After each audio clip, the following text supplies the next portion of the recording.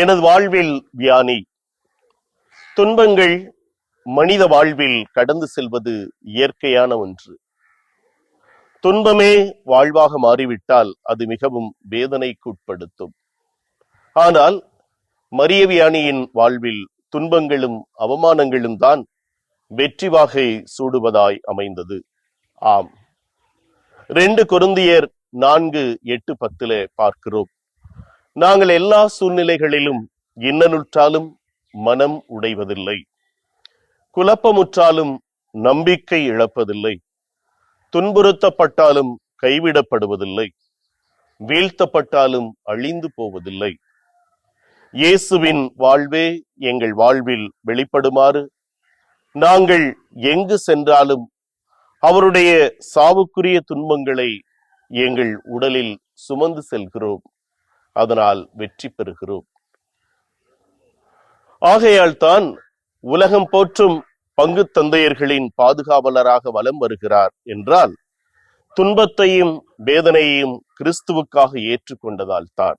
எனது அருட்பணி வாழ்வில் 23வது ஆண்டில் பயணித்துக் கொண்டிருக்கிற நான் புனிதரின் எளிமை, பரிவு, ஜெப வாழ்வு, நற்கருணைநாதர் மேல் கொண்ட பக்தி, அருளடையாளங்களின் மேல் உள்ள பற்றுறுதி, குறிப்பாக ஒப்புரவு என்னும் அருட்சாதனத்தின் வழி ஆன்மாக்களை மீட்ட நிலை, துன்பங்களை மகிழ்வுடன் ஏற்றுக்கொண்டு இறை மக்களை வழிநடத்திய விதம் என்னை மிகவும் கவர்ந்தது மட்டுமல்ல, செயலாக்கத்திற்கு இட்டுச் சென்றது என நான் ஆணித்தரமாக சொல்ல முடியும்.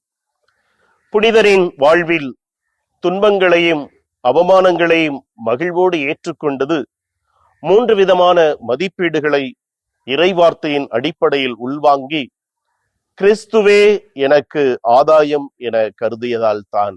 ஆம், இறைவன் மேல் கொண்ட ஆழமான நம்பிக்கை. யோவான் 11:25 பார்க்கிறோம், என்னில் நம்பிக்கை கொள்வோர் இறப்பினும் வாழ்வார். 2வது, இறைவார்த்தையை முழுமையாக ஏற்று வழிநடந்த விதம். யோவான் 8:51 என் வார்த்தையை கடைபிடிப்போர் என்றுமே சாகார். 3வது, இறைவனில் இணைந்திருத்தல். என் தசையை தின்று என் இரத்தத்தை குடிப்பவர் என்னில் நிலைத்திருக்கிறார், நானும் அவரில் நிலைத்திருக்கிறேன். இம்3 இறைவார்த்தை மதிப்பீடுகள் தான் எனது பணி வாழ்வில் வெற்றி காண்பதற்கு ஏதுவாக அமைந்தது. இத்தகைய மனநிலையோடு நாமும் வாழ முயற்சி செய்வோம்.